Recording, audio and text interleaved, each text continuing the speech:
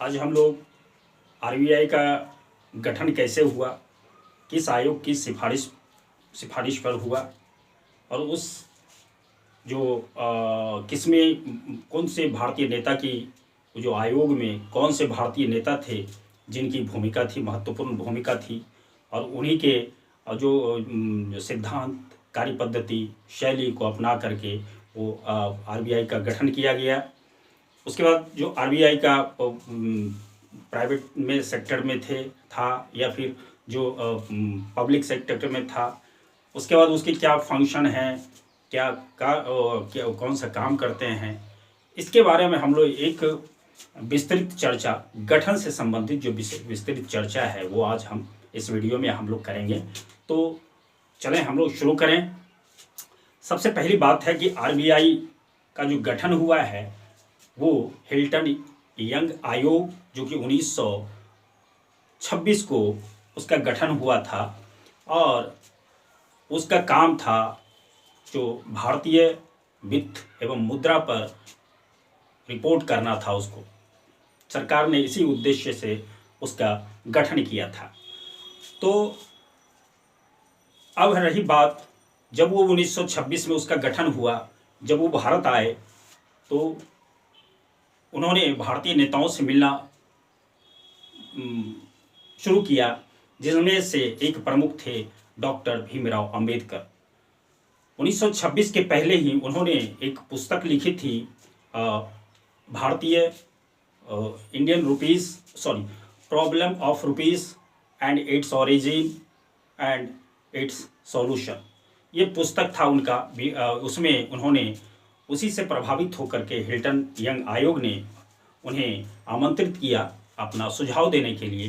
तो उसका इतना व्यापक प्रभाव पड़ा कि उसके जो अंबेडकर साहब ने जो सिद्धांत प्रस्तुत किया, जो कार्यशैली, बैंकों की जो कार्यशैली होनी चाहिए, वो जो कार्यशैली उन्होंने दिया, जो कार्य पद्धति का उन्होंने सिफारिश किया, प्रस्ताव रखा, उस सारा का सारा उसमें उसको अपना लिया गया। और उसी के आधार पर सरकार ने, ब्रिटिश सरकार ने आरबीआई एक्ट 1934 अधिनियम पारित किया और उसी अधिनियम में आरबीआई के गठन से संबंधित सारी व्यवस्थाएं थी, जिसके आधार पर आपको 1 अप्रैल 1935 को कलकत्ता में आरबीआई का गठन किया गया। और उसमें उस समय ये प्राइवेट सेक्टर में था, जिसको कि वो 1935 की बात है।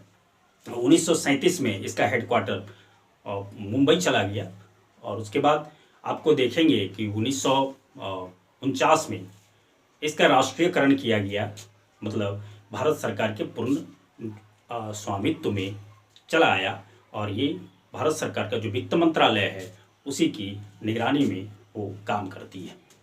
तो आखिर उसका काम कैसा हो, कौन करे उसका काम देखभाल, इसके लिए आरबीआई एक्ट 1934 में ही आपको एक केंद्रीय निदेशक बोर्ड का एक गठन किया गया है, जिसमें कि 21 सदस्यों की व्यवस्था की गई है।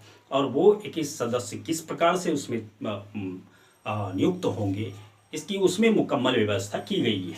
तो वो है कि 2 टाइप का, एक सरकारी जो निदेशक हैं वो नियुक्त होते हैं, दूसरा जो गैर सरकारी सदस्य हैं वो नियुक्त होते हैं। सरकारी निदेशक में जो नियुक्त होते हैं वो एक गवर्नर होता है और अधिक से अधिक जो उप गवर्नर होते हैं वो 4 हो सकते हैं।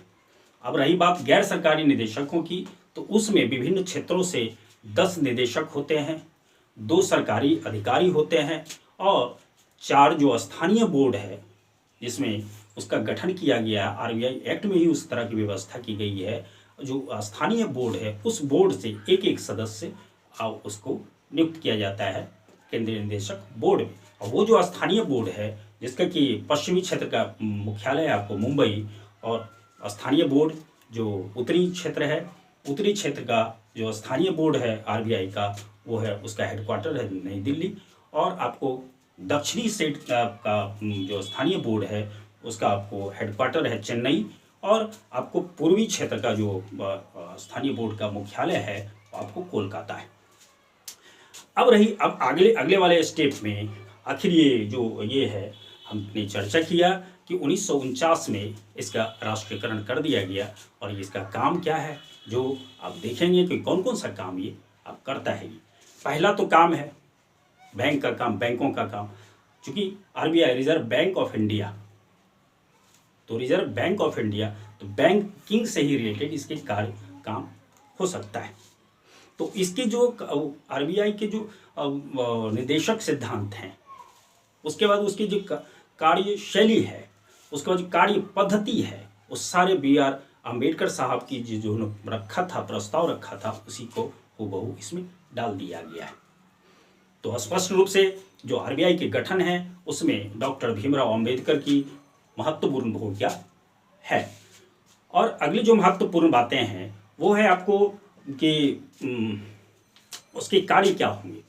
तो सभी को पता है कि वो बैंकों का बैंक, सरकारों का बैंक, और जितनी सारी वित्तीय प्रणाली है उसका वो विनियमन करते हैं, रेगुलेशन करते हैं। और दूसरा क्या होता है, उसका जो सुपरविजन करते हैं, ये उनका काम है आरबीआई का। अगला जो महत्वपूर्ण बात है वो है मौद्रिक नीति का निर्माण भी करते हैं, उसका क्रियान्वयन भी करते हैं, और जब क्रियान्वयन हो जाए तो उसकी निगरानी भी आरबीआई की का ही काम है। तो इस प्रकार से 5 महत्वपूर्ण काम हैं आरबीआई का। और हम देखेंगे कि ये जो है, और एक और काम है, महत्वपूर्ण काम है, जो विदेशी मुद्रा है उसका वो प्रबंधक भी है। जो विदेशी मुद्रा होता है देश के अंदर, उसका वो प्रबंधक भी है। दोस्तों, आज के वीडियो में बस इतना ही। Thank you. मैं आपसे रिक्वेस्ट करूंगा, मेरा चैनल को आप सब्सक्राइब कर लें, लाइक करें, शेयर करें। इसी के साथ आपको धन्यवाद। Thank you.